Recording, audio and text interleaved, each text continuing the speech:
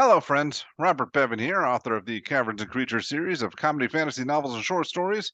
With me is Sam West, and today we are breaking down our picks for the top 5 and one worst level 9 bard spells. This is like We've made big it.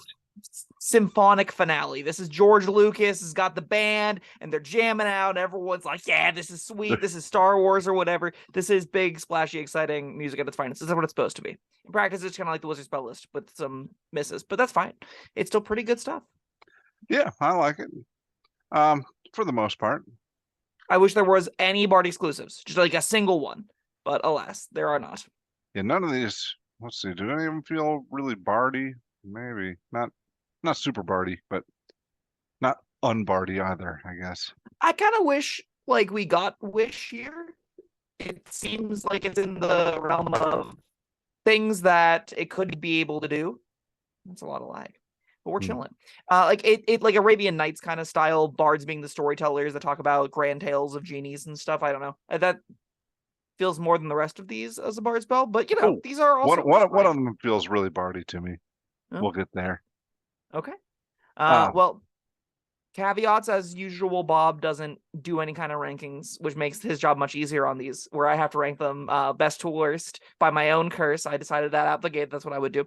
And the other thing is bards are known, or they're known casters with a very, very small list of known spells, so you're not going to get access to all of these. Probably going to get access to like 2 of these at most. And also you have magical secrets to get other better 9th level spells if you want Wish or True Time Stop or any of the other super exciting stuff like Meteor Swarm. You can get those through the magical secrets. So, to keep that in mind if none of these speak to you.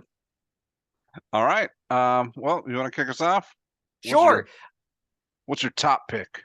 My top pick, I have rearranged them recently. I think Psychic Scream is my favorite bard top and 9th level spell, just because the other effects you can kind of do lower level, but with Psychic Scream, it's just a big explosion of moderate damage.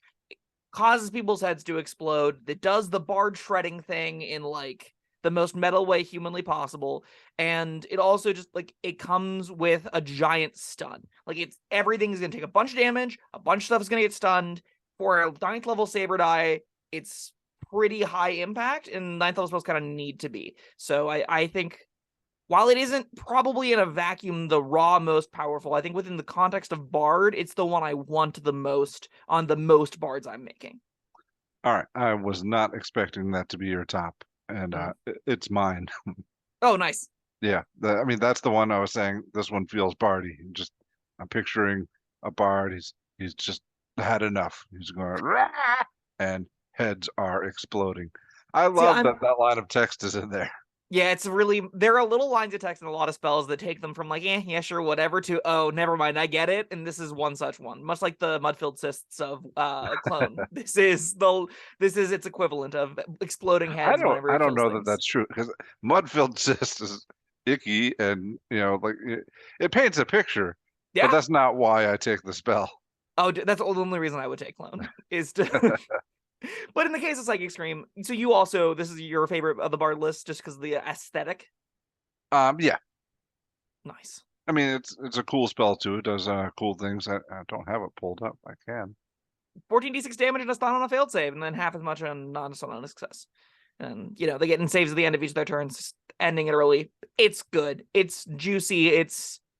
I think the 9th level spells the bards get aren't like this. I think this is a tier lower than most of like the Wish, Meteor Swarm, even True Polymorph. I think is probably a little bit better than this as far as the grand scope of 9th level spells. But those are bard options. Even True Polymorph, like that's a loser spell. Listen, Psychic Scream still is only 14d6 damage, but a giant AoE stun is good, and I'm not going to turn down an AoE stun whenever it's offered to me, especially on a character that's playing a supportive role. Oh no, I absolutely agree with you. I think it is on a lower tier, but you said like even True Polymorph, as if that's some loser spell. No, those are like the S tier 9th levels, right? And this is just like an A tier 9th level. I don't even know if it's that, but it's the one that I like. Is pretty bad. Well, all right. Let's get into your next. All right, yeah. Let me pull my list back. Oh wait, my list is the bard list, pretty much. There are only 7. Right. One of them, the courtesy of Xanathar's Guide to Everything, or Touch's Cauldron of Everything, was added to the bard spell list. Right. All right. Well, let's see. I guess I'll try to order these a little bit.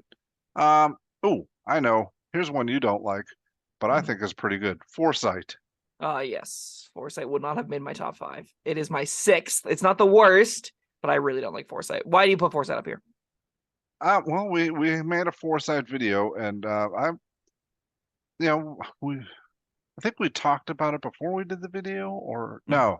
no, we just got a lot of feedback on the video, and I recalibrated my thoughts on it, and like, you know what, this sounds pretty good actually. And I brought that up in there. Yeah, it's just what advantage on everything. Your argument was, oh, you can already get advantage on everything, but that's not guaranteed.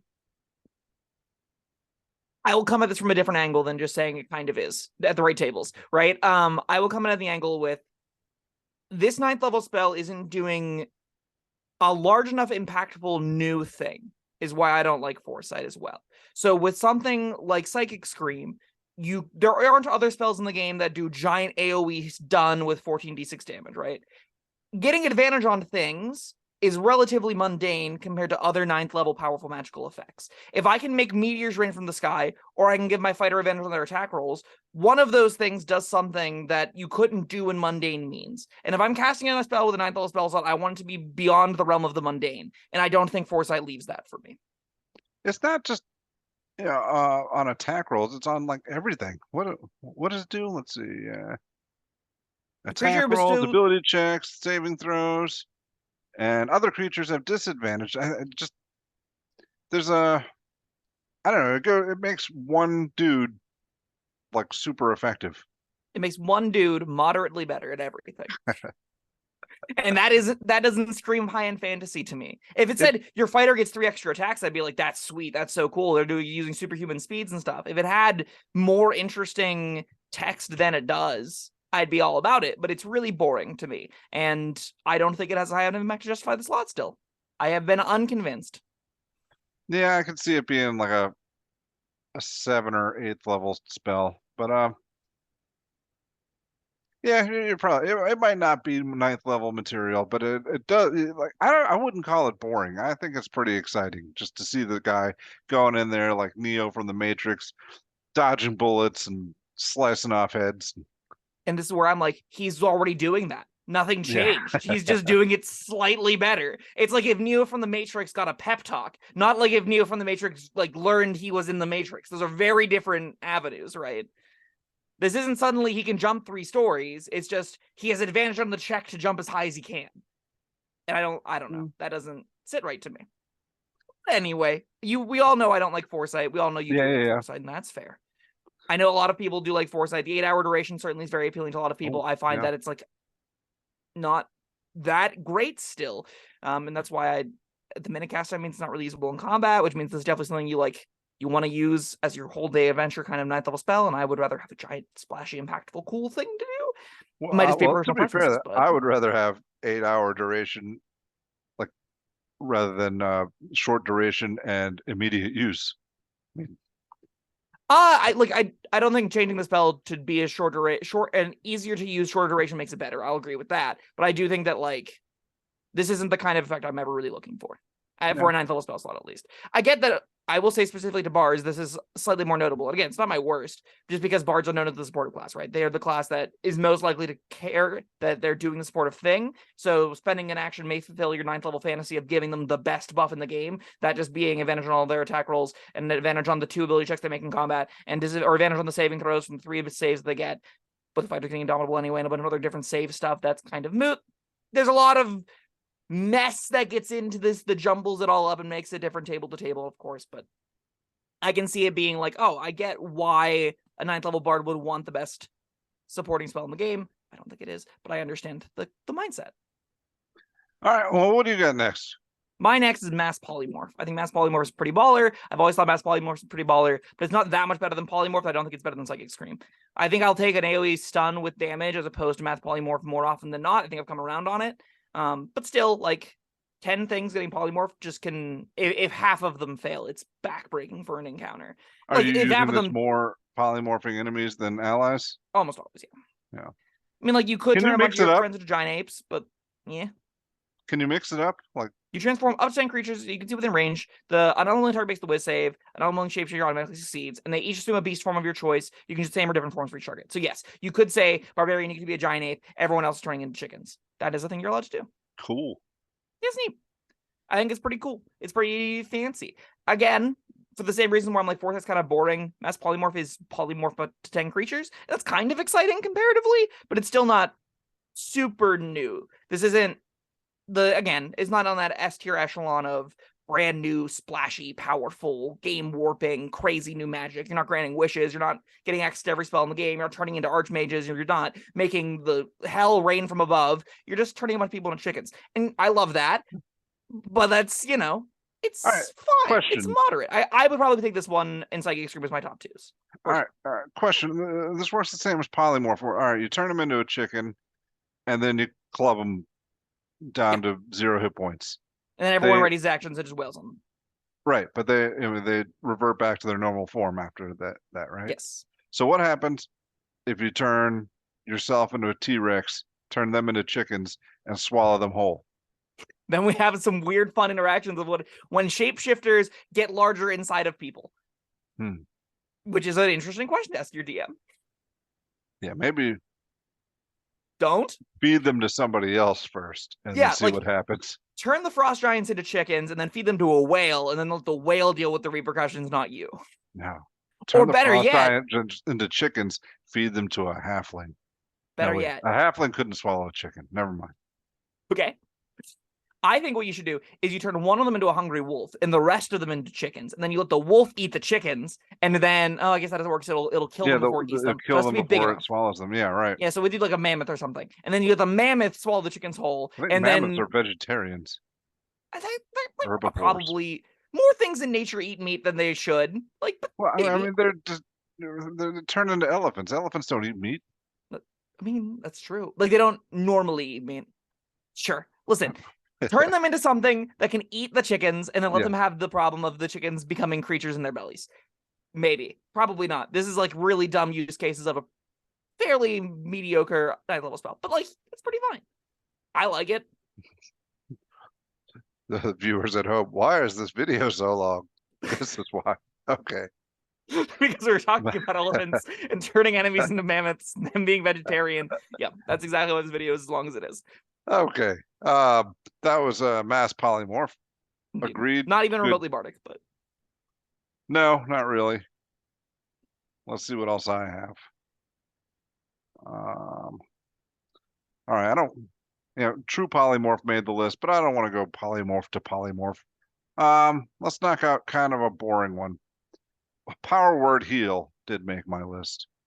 Power word heal is my number. Is it my number 5? No, power word heal. Yes, it's my number 5. We figured it out. Okay. Also, I definitely lied about my number 1. I literally forgot True Polymorph was on this list, so we'll definitely cover it in a second. Okay.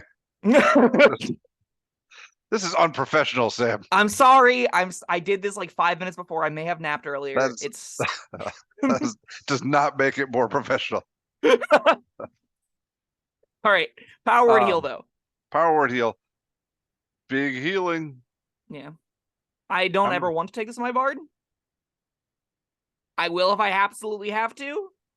You heal someone up to full, that can be a lot of hit points. Going from taking a 250 hit point barbarian and putting them from 0 to full is not a large chunk of hit points. It takes you to touch them, so you're running into whatever killed the 250 hit point barbarian. I don't love that, but it's technically a lot of hit points. It's worse than mass heal by a lot. It's not even close to mass heal, and that's why I don't ever want to take it.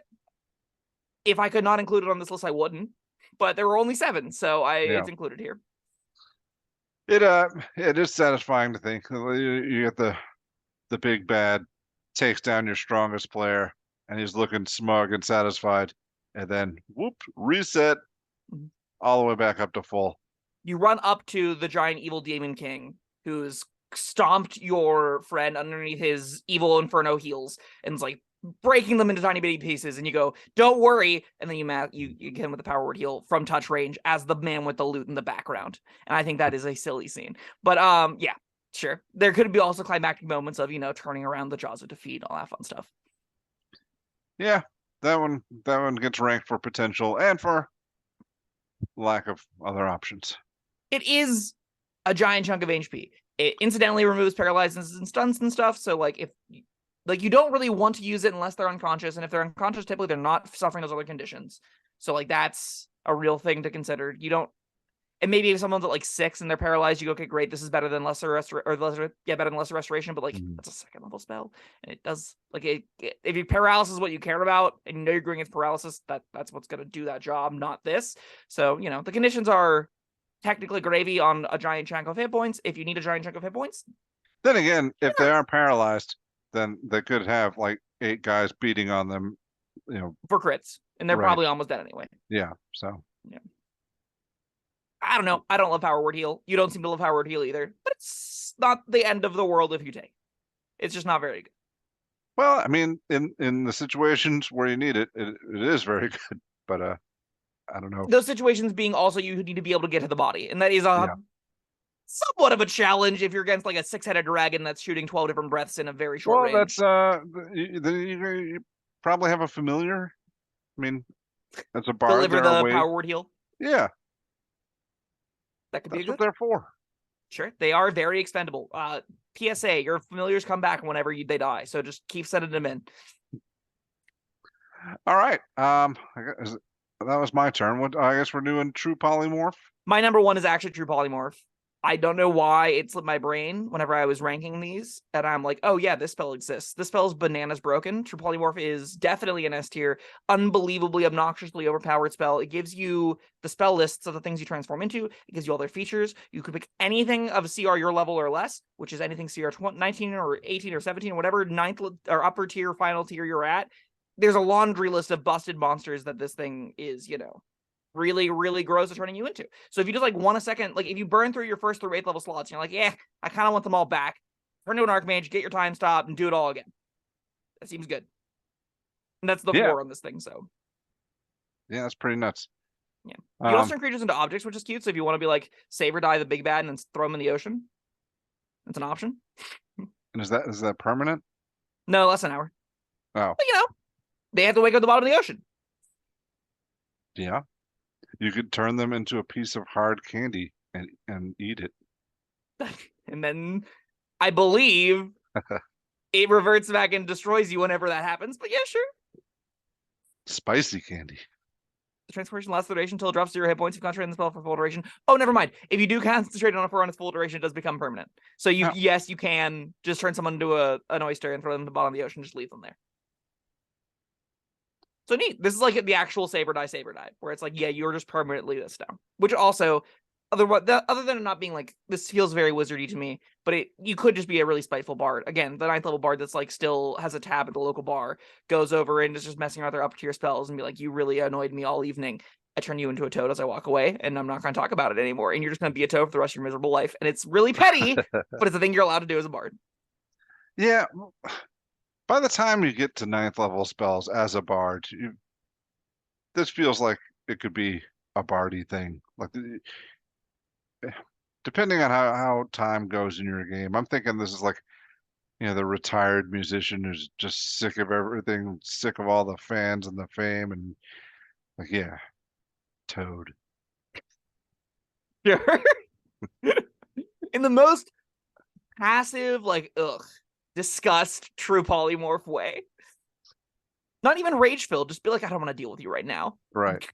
I'm going to turn you into a goldfish and you're going to deal with my manager. All right, that was my next. What do you got for us also, Bob? We've only got like 3 spells left to talk about in this whole list, so. Yeah, we're flying through them, aren't we? Except for Mass Polymorph. Mass Polymorph was a lovely conversation. What else do we have? Did I go through all mine?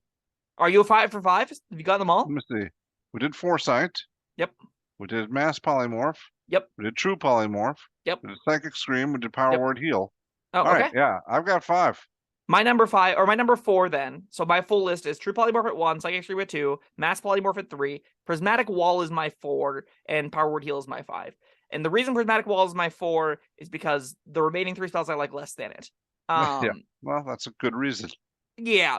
So it's an action for 10 minutes of wall that doesn't require your concentration, which is nice. It has a bunch of layers that do 10d6 damage per layer if things like try and break through them. So that's like against the dumbest, biggest idiot creatures, this will just shred a large chunk of hit points. And then it also has Indigo and Violet that have these neat little effects that are like turns to stone, or the last one is teleported to another plane of existence.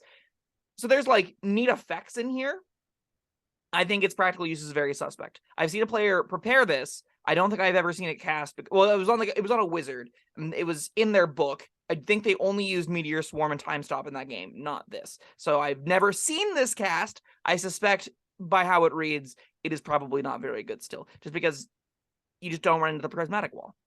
That seems like the easiest solution to this problem. Yeah, but there are a lot of effects that make you move places you don't want to move. True. So if you build towards that, this could be a fun end game, probably. So let me ask a question about it. Mhm. All right. This guy is standing 5 feet away from the prismatic wall. You shove him 10 feet. Does he go through the wall and take all those effects and all that damage? So Or it's does the wall stop him? It's an inch thick. Mhm. The wall sheds bright light. It is a wall basically of light. So as it passes through it, it makes a save for each wall. So it'll make the red, orange, yellow, green, blue, indigo, violet save. And because it'll do them in that order, but it will, I believe, make all of them. Okay. I think we talked about this when we did the prismatic wall video. Yeah. Yeah, I think it has a lot of potential to be good because of, shoving and different force movement features. But it's just too much for me to keep track of. It's a little bit of too much work for this, I think. Like, if you're doing the blade barrier thing, this is probably a fine step up, right? Where you're getting 50d6 damage. That's a lot of damage if you can get something to go through the wall. I don't think ever our monster's going to try and puzzle their way through the red, orange, different, like, oh, strong wind breaks this one, 25 cold damage break. No, they're just going to either charge through it or go around it. But, like, Or wait. It's only 10-minute duration, so, it's nifty. I think this is an interesting spell. I don't think it's particularly practical, but if you are doing the build, if you do have supporting options that are like gusts of wind and anything that pulls creatures or pushes creatures, this probably is a top end fantasy you can weaponize in some fun ways. Yeah, and I do like that kind of build, the push pull build, but yeah, I don't know. This just gives me a headache to read through all this crap. Yeah, this was optionally added to bards and Todd Scholar and everything, and I don't understand why, but here we are. I guess it's a big light show, kind of. Bards are colorful. Sure, that's a good enough reason, I guess. All right. Your list, Bob. What was it? My what? Your list. Oh, my list. Let me go back and look at it here. All right. In no particular order, I've got Foresight. I got Mass Polymorph. I got Power Word Heal. I've got Psychic Scream. And I've got True Polymorph. And my list is True Polymorph at number 1. If watch any of our top 9 or level 9 videos, like the Wizard one, and you'll hear me talk about at length why this spell's really busto, and our True Polymorph video and all that fun stuff. Number 2 is Psychic Scream. I really like this spell. It's going to be a lot. Mass Polymorph is number 3. It's just Mass Polymorph. It's good. Board like the B-ish C tier range is great. Prismatic Wall is worse than those, and Power Word Heal I wouldn't consider in a top 5 unless I absolutely had to, and here I absolutely had to, because I really hate Foresight. Maybe that's bias. Who's to say? In any case, we both have the same worst. Look at that. We've talked about all 7. I don't think that's a surprise. No, it's not. I thought maybe he's going to pick Foresight, but no, I don't think he is. I'm not that irresponsible. Yeah. Foresight does kind of do something. This doesn't. Oh, yeah. All right. To do the honors, what is it? It's Power Word Kill. Power Word Kill's horrific. It's so bad. The spell is awful. Oh, yes. And all right, I'm going to read it. You utter a word of power that can compel one creature you can see within range to die instantly. If the creature you choose has 100 hit points or fewer, it dies. Otherwise, the spell has no effect. So you're at the level where you're casting 9th level spells, and if your target has more than 100 hit points, it doesn't do anything. It doesn't do anything. If it has fewer than that, you can look at it and it will die. You don't even need the power word. It should be very easy to kill. Yeah, agreed. So Disintegrate is a 6th level spell. You have access to it thanks to magical secrets. It does 10d6 plus 40 damage. And 10d6, if we're doing averages, is doing 35 damage on average, which means by hitting a disintegrate, you're doing 75 damage for 3 levels lower. And even if something has more than 100 hit points, it works on that. 75 damage is a lot of damage. Oftentimes, it's going to just kill whatever your power word kill is going to kill as well. Are you ever risking firing a power word kill at something that has 100-ish hit points? Absolutely not. Because what if you're at 101? You just spend your 9th level spell slot and go die, and it goes no. And you're like, bummer. And that is why this spell is utterly uncastable. There is no reason to put this on your character sheet. It is a trap. It is supposed to be the big, edgy, powerful, angry, angsty, upper tier spell. And then it's like 60 damage maybe at its best if you know a creature's already that low, and it it's metagaming 100 damage at its best if you know. Yes, if you know, and then you're like, right. Your DM goes, why do you know what this thing's HP is? And you have that awkward conversation that you're like tracking everything, and it's this mechanic is bad, and they should have printed it, and here we are. The power word kill and stun and stuff need a revision. This is the worst of them though, because it's the lowest threshold. The highest, the lowest threshold and the highest effect and highest level. Jeez Louise. Hear me out. Meteor Swarm does 40d6 damage in a bunch of areas. What if this just did 50d6 damage to one thing? I'd be like, yeah, okay, sure. That's a 9th level spell. Save or take 50d6 damage, half on a failed save. I'm into it. Instead, it's bad. Yeah, or all right, power. It ages you like 8d100 years. I love that ranges from 8 to 800. Right. It's a slight inconvenience. You're a little bit over. All of a sudden, you can legally drink, or you instantly die and turn to rubble, like just dust. I think if that, like, the aging text should be alongside damaging text for a power word kill, it's a 9th level spell. It can be more complicated than this, certainly, right? Like, if I will say from, like, coming at a perspective of what are these spells supposed to do, if you've been playing a full caster for months and months, you can handle 3 or 4 paragraphs of text for these, I think. I think we're at a stage where you should be expected to have more complex, kind of cooler, exciting stuff than 2 sentences of bad text. Of course, that's coming right after I said I didn't choose Prismatic Wall because I don't feel like bothering with all that crap. There's a difference between having to buy in and like work around a minigame and just understanding a functionally complex object, right? Like, I think Mass Polymorph is a fairly complicated spell, but it is one that you can readily use and cast and do different cool things with that doesn't feel like it's a gigantic burden. It's complicated, sure, but it's digestible and like you can figure out quick and easy ways to use it. It's a complex tool that has easy solutions. It's something that you can think about outside of the game and then you implement in the game, whereas Prismatic Wall, that's always going to be complicated. There's no getting around like, oh god, we have to figure out how I'm going to get in this specific situation all of these things into this wall somehow. And then track all the effects. Oh god, tracking all the effects. I don't ever want to track all the effects. Don't use Prismatic Wall on my tables. I really don't want to deal with it. If I don't want to deal with Prismatic Wall, if I'm expecting the players to break through it. If it's just a giant damage wall, that's fine. But like, I don't want to remember which layers does what. It's not important. It's not here or there. That's the Bard level 9 spells, and they're outside of power kill, mediocre. All right. Well, let us know what you think down in the comments. Did you agree with our list? Do you love power word kill? I'd really like to hear from you if you do. What are your lists? What do you think about Bard spells at 9th level? That's all the Bard spells. Go back and listen to all the cantrips through level 8 and this one again. And eventually the supercut. Or if you're in the supercut, you're at the end of the supercut. Congratulations. That's done. 4.5 hours well spent. Yeah, absolutely. All right. Go subscribe to the channel and like all my videos and watch them. Leave comments. If you want to just be like, Sam, you're still wrong about Foresight, that's also as valid, and I will gladly read those comments still. Sure.